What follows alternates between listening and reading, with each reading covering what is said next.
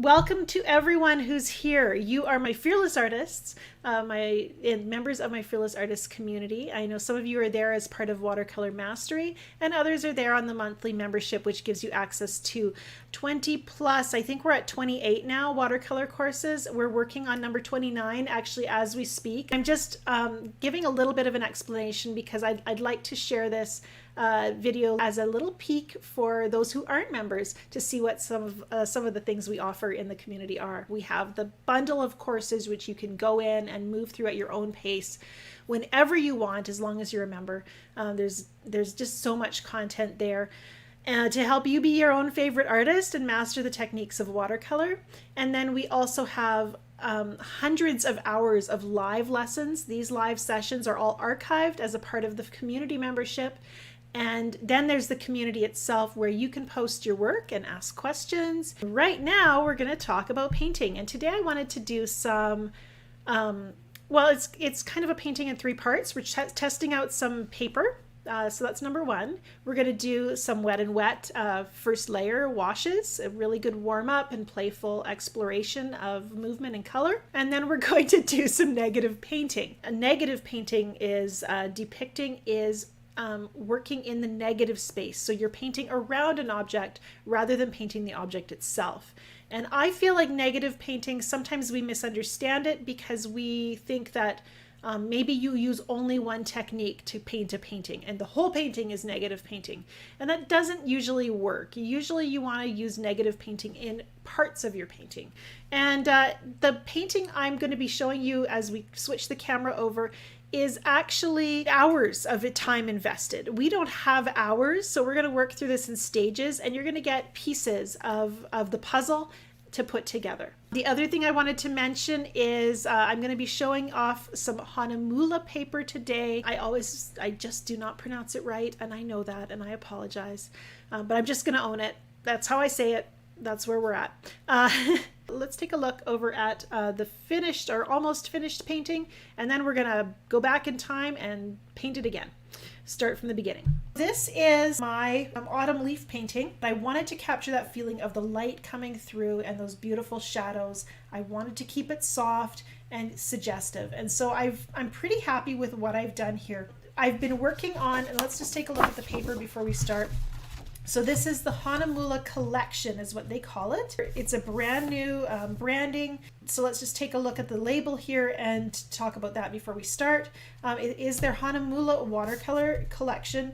It's mold made watercolor paper. I like a mold made paper because it has less of that regular pattern. And sometimes you'll buy a paper, some of that cheaper paper, it's made kind of on a like a factory setting. I don't know how to describe it. The mold made paper tends to have a more uneven surface rather than that waffle look, which I really like. It is surface sized. Now it's interesting because this is something I don't know a lot about. Surface sizing as opposed to internally and surface sized. I really can't speak for which one is better, but I can tell you how this one performs, which is surface size. This is the cold pressed. It is 100% pure cotton rag, and that is something I always look for. 100% cotton needs to be on the label. Before I will buy any watercolor paper, I look for that. I'm using the 140 pound paper, and this is a block, so that means all four sides have adhesive on the sides. So it is ready for me to paint on. When I'm ready to remove it, I can use a palette knife and I just slip it in this little gap here and detach. I put a lot of paint on this paper and I'm very happy with how it performed. I would say I probably saturated this paper 4 times in the process of building up the layers here. If I had only painted in of that first layer wash in one layer, and then allowed it to dry and then started adding my details without building up those additional layers of darks, I would have something a lot paler. This is a first layer we're going to be adding some negative painting to today, and you can see how much more watery the color is when you're only working in one layer, wet and wet. When you're working wet and wet, it tends to dry a lot paler than it looks at first. And so we want to spend some time building up those darks. And so we're going to do that today. But before we do that, let's do a first wash that we can set aside and allow to dry. Now, the Hahnemühle paper comes with this protective sheet, and I really like that because that means if you're buying it in the store and other people have handled it, you're not going to have fingerprints on that first sheet of paper. And we're just going to use the spray bottle to wet this paper down. Because it's adhered on all four sides, I don't have to tape it to a board. And that's one thing that's really convenient about working in blocks, is it's just they're ready to go, grab and go. The one thing that's not as convenient about painting in blocks is that if you've wet a painting, you've got wet paint and you're waiting for it to dry, you can't then paint on the next page while you're waiting for it to dry. So it's actually a good idea to have a couple of blocks on hand. We're just going to place some beautiful Nicolazo yellow. Love the way Nicolazo yellow performs on wet paper because it's got that lovely quality of whoosh to it. But one thing I want you to notice is where the Nicolazo yellow is placed in full saturation, it's actually darker than the white of the paper. Well, we know that, but somehow when we think about making bright colors in our painting, we often want to use our brightest saturation of a yellow or a red or an orange. It's actually really much better, if you want to keep that luminous effect, to dilute your color. A pale wash of yellow is going to look brighter and more luminous once you start adding more paint and having some contrast come into the painting. So do be thinking about that. When you place those first strokes of yellow, the lightest areas are still going to be the whites. And I'm going to bring in some Aussie Red Gold as well. I love the beautiful way Aussie Red Gold dilutes and flows in this soft, kind of buttery kind of orange. So I'm going to dilute it and let it flow a bit. And I want to see I do like to work with kind of pure pigment at this early stage, because a pure pigment is going to leave a few little pigment beads or tendrils of pigment. And then as I dilute the color, we get some lovely irregularity in the values. I'm just going to tilt my board a little bit here to give me a little bit of an angle here. And that angle is going to help excess moisture to move down the page. Then I will blot it with a piece of paper towel so I don't get this big bubble of paint down below. And I've got Perylene Violet on my brush. Let's just place it here to start. And the brush I'm using right now is my Levinson paintbrush. This is the Goat synthetic blend, and I believe it's their largest one. You're looking at one with 1.5 or 2 inch bristles. And because the paper's wet, we sprayed it with that spray bottle, and we're really seeing a lot of flow at this stage. And so that's pretty. I want that violet to, those first brush strokes, I want them to kind of stay. It's nice to place a stroke that's strong, but then it kind of slowly starts to dilute and spread a little bit. I really like the turquoise that I added, so I'm going to use a phthalo blue. And actually, I think this one is called Marine Blue, made by, I think it's made by Old Holland, actually. One of my very few of that brand. But adding that phthalo or marine blue to my Perylene Violet is going to give me a really rich, dark purple. We're going to go even darker in this corner. And I like to keep my corners pretty quiet, so making them nice and dark is a good way to do that. And I want to be careful because as I add these darks, they're starting to push into the yellow. So I made my yellow much bigger than it's going to need to be in the finished painting. But I also can use a little bit of that Nicolazo yellow to bring some of that luminous quality back into where my darks are. The yellow has that little push that it does into wet paint. So it'll actually push against darker pigment and bring some of that light back into the painting. Quinacridone Sienna. I'm going to put some of that in. It's a rich, kind of a burnt orange. And I'm going to use that along the edge. I want this to be my path of light, so we want to keep our values light there. I'm going to bring my oranges in. I'm going to sneak them in at the edges. Maybe a little bit down here as well. And it actually pairs really beautifully with the Perylene Violet as well. So we're getting, the Perylene Violet is kind of a secondary color. It's of course, any violet is a mixture of our primaries, a blue and a red. Because it's kind of a burgundy, it's much more on the red side. But it actually has paired really beautifully to make a dark violet here with the marine blue. And it does a beautiful job of pairing with the Quinacridone Sienna to make a beautiful, rich red violet, I guess. And there's a beautiful violet shade right here. I'm going to spatter a little bit there. This corner is getting dry, so anything I place there right now is kind of staying put. I'm going to soften that a bit with a wet brush.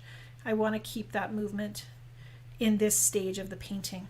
The longer I can keep everything very, very soft, the more options I'm going to have when I build up my shapes later. So I'm almost ready to stop and let this dry. Maybe a little touch of marine blue in this corner. Really dark. And maybe a little hint of it there. And then one last thing I wanted to do, and that's add in a little pop of my favorite color, and that's the cobalt teal blue. And you know, I really, one reason I painted this is because I really felt like we're moving into winter here. I'm going to be painting with a lot of cool colors over the next few months. So bringing in some of these warm colors right now just made me happy to kind of spend a little more time there as we move into winter. So the cobalt teal is a little bit opaque, so sometimes I can even, that means you can place it into these darks and it'll bring some lighter value back into the darkest dark areas.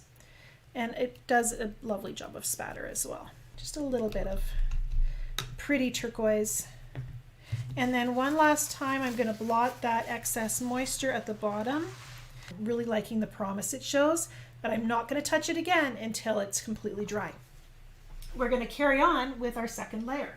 This is, I painted this morning before our broadcast, and you can see how much paler it is than the painting we just set aside. It really lost a lot of that richness. At this stage, coming back to this painting, I know I want to build up my darks and make them darker, but I need to decide where. Basically had, you know, one big leaf here. We've got one stem and a bit of a branch. We've got hints of leaves in a few other areas, but it really is all about that one strong shape that's bracketed by, you know, beautiful details kind of framing it. And so that's where I ended up. So what I'm going to do to start here is we're going to start with some negative painting, but we're going to move back and forth between negative painting, defining a shape by painting around it, and then actually defining the shape itself. I'm going to start with the Nicolazo yellow, and we're just going to pull out a part of the one leaf. And maybe you're surprised that I chose the Nicolazo yellow because that's actually my lightest value color. But by choosing a pale color at this stage, I have some freedom to be a little bit subtle with that first edge.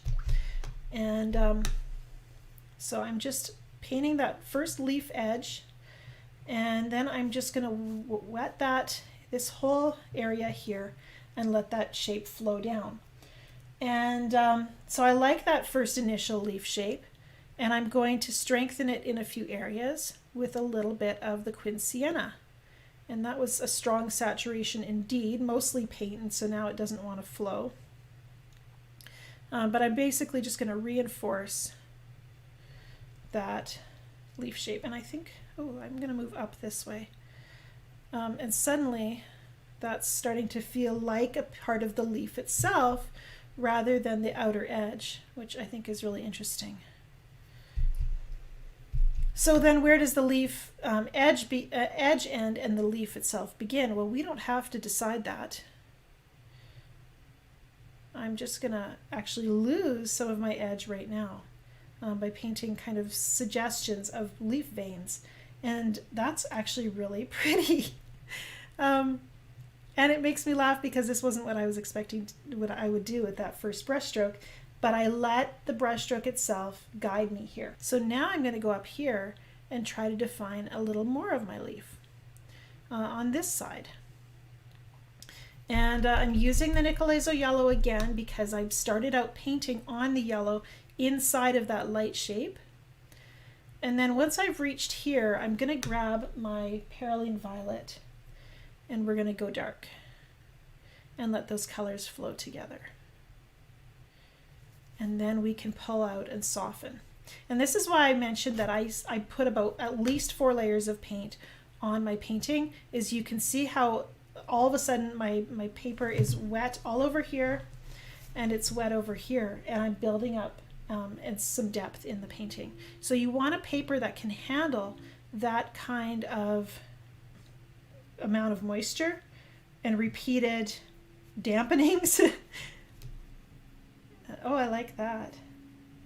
And now I'm connecting these 2 wet areas with each other. So now this whole side of the paper is wet and we're pulling out a leaf shape on this side. And I think I'm going to use the point of the brush to do the same thing I did here and pull some maybe leafy veins. Maybe we'll go that way. Oh yeah, that kind of works. And this is a sharp edge right here I don't want to forget about because that will dominate the painting. Anytime you have a hard edge, it feels like a fence. It's a boundary that the eye goes to. And so you want your hard edges to take your viewer into the painting where you want them to look. So I have hard edges here. I want people to look at this leaf, so I'm going to put some really beautiful hard edges in this area. Look how pretty that is. Pull a little bit of that Perylene Violet down here too. Let's bring some of that marine blue back into here. We can keep building up our darks for this part of the painting as well.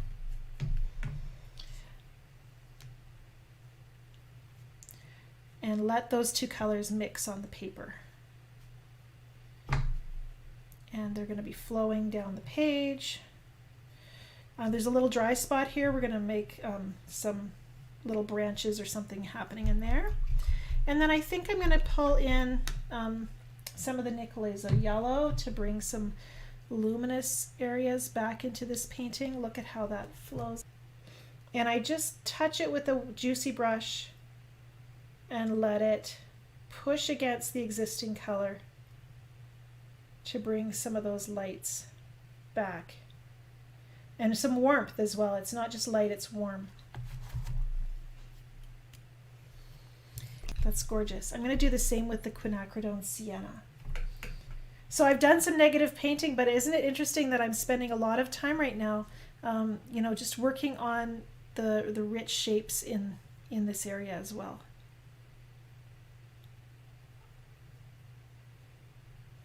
A little bit of rich quin sienna there too, and maybe a little bit there too. This is a big white space. You can see how suddenly it's very, very dominant. Okay, so I've got my leaf here, and it's getting harder to see where the leaf ends and the background begins. So we want to do some more things that suggest our other supporting elements. I want to maybe paint a bit of a stem here coming down. I think I'm going to pull it right up like this, and I'm using the Nicolazo yellow again. It's kind of my safety color. I'm going to paint just a leaf shape here too, so I can bring in my quin sienna here. I think I'm definitely going to use, I'm going to soften this edge a bit again. I'm going to use some of the Perylene Violet, and I'm going to touch it in up here, and then I'm just going to coax it down a little bit. And you can see it's just following the line I've created with the Nicolazo yellow. And I'm actually, it's very, very, very dark. And so I'm actually going to use a little bit of water, just a little bead of moisture, and drag it down through to encourage a bit more flow. And then I'm going to use a thirsty brush. I've just blotted it on my paper towel to lift a bit of color. So this is not negative painting right now. This is a positive shape.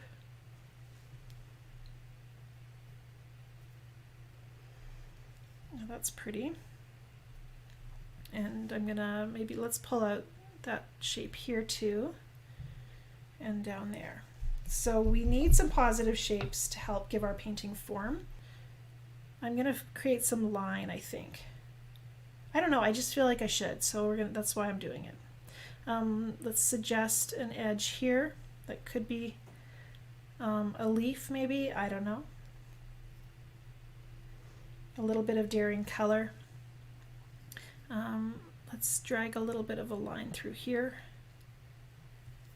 And actually we could also paint around, use this for negative painting as well, and suggest a leaf shape here in this curve. And then again, water to soften. And then maybe we want to go dark in here and let those colors flow together.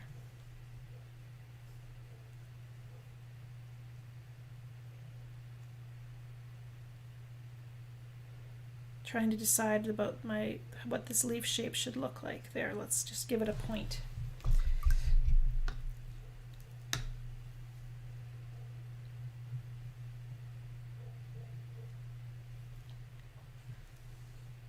And I've still left this undone. There's still more that needs to happen here because this white area looks very flat. Let's continue this shape of this leaf in the background.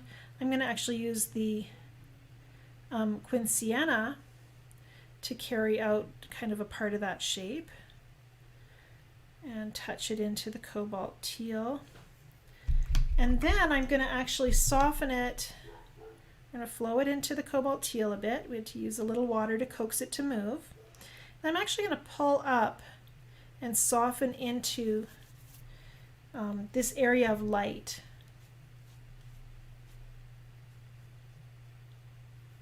And then I'm going to pull into the leaf shape itself as well. And I like to think of this as a lost and found edge.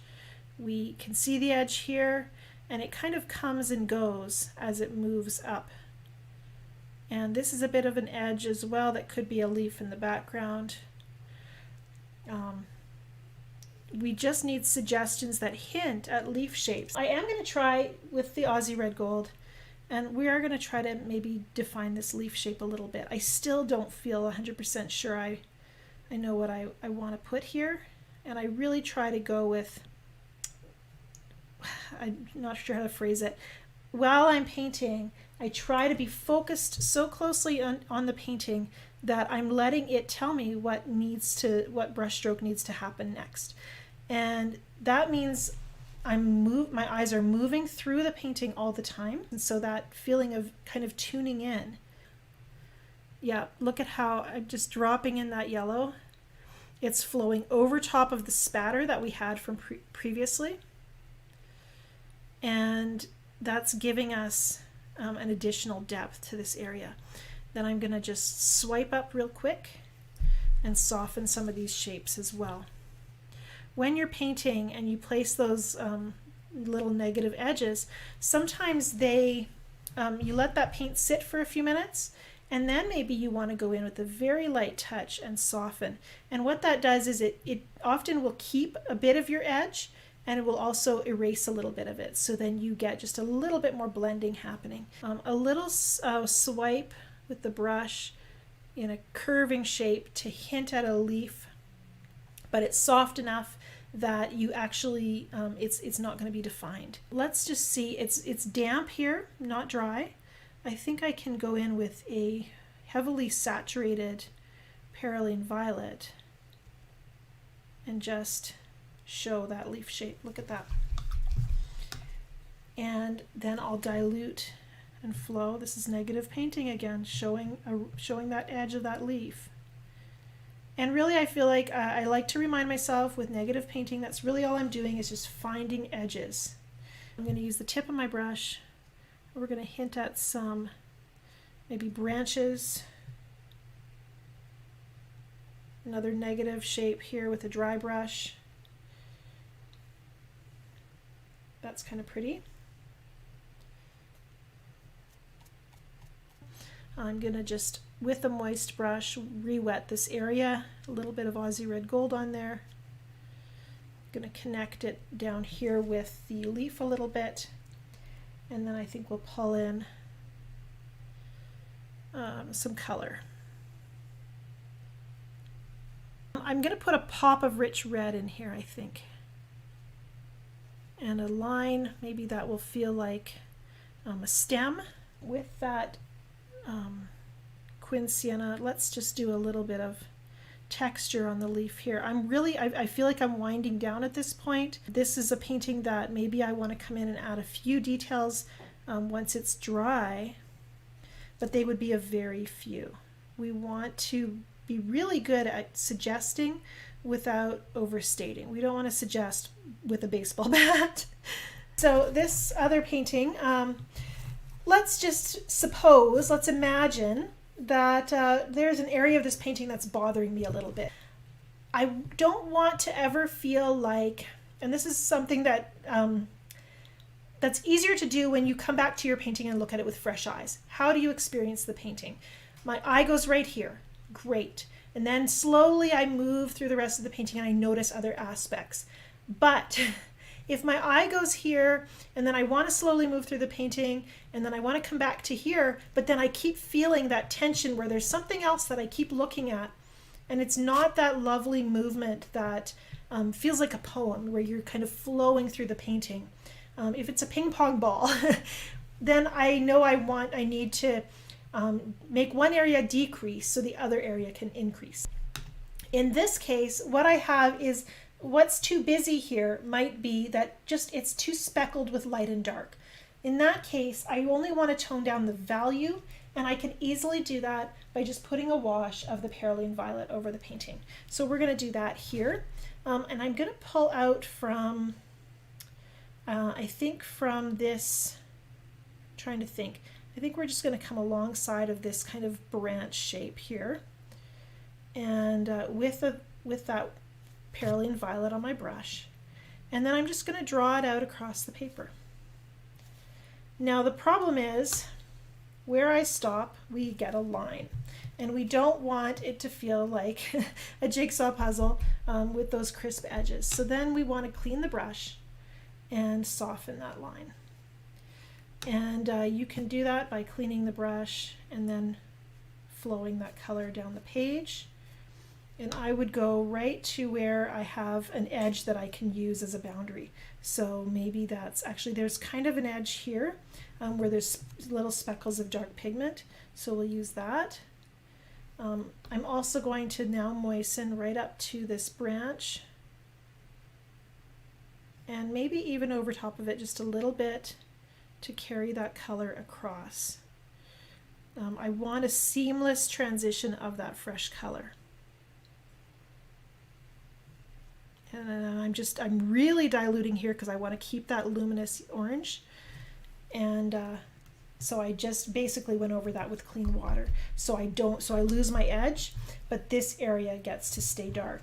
And one thing you can do is tilt your board at this point, and then maybe if I want to, I can even go in with a little bit more Perylene Violet in a few areas and just darken them up. One thing I'm noticing, there's this beautiful cobalt teal here, and because the pigment's quite saturated there, it almost swims up from underneath and retains some of that beautiful cobalt teal. And that's why you want to glaze this with a thin wash so that the underlying colors still are there. They're just diminished just a little bit. I think the beauty of this type of painting is when you invite these unexpected beauties into your painting. You have to be, I really feel like I have to be very, very willing for the painting to evolve in its way. And I need to be very present in paying attention to what's happening on the paper, not so that I can stop it all from happening, but so that I can really work with what's happening and make those little pops of beautiful color, be something special in the painting, allow them to exist and make room for them. And I need to change my plan to make room for those things as they happen. And I would encourage you to be thinking about that as you paint. It's that aspect of trusting the watercolor and learning to trust yourself.